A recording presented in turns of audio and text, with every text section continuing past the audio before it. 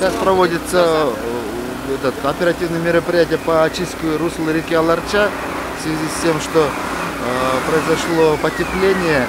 Весь лед, который накапливался за вот эти холодные дни, он пришел в движение и начал двигаться по руслу реки. Сейчас силами местных властей проводится работа совместно с МЧС.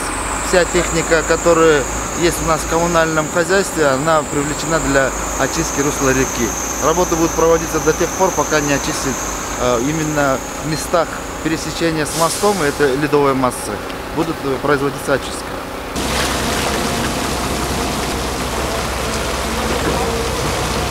Сейчас работа полным ходом идет. Работает 4 экскаватора, 8 самосвалов. Это техники местной власти, также Министерство чрезвычайного. То есть до утра мы должны все очистить, потому что завтра, если такая же ситуация сложится, не было угрозы для потопления.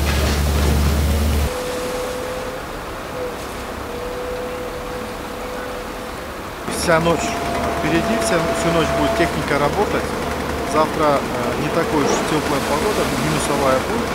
То есть резкого таяния не будет. И мы думаем, что силами МЧС и мэрии города Бишкек справимся. По руслу Аларча уже не только сегодня, уже последние 3 дня уже силами МЧС работа ведется. Где предполагаемые участки затора, они уже убираются экскаваторами.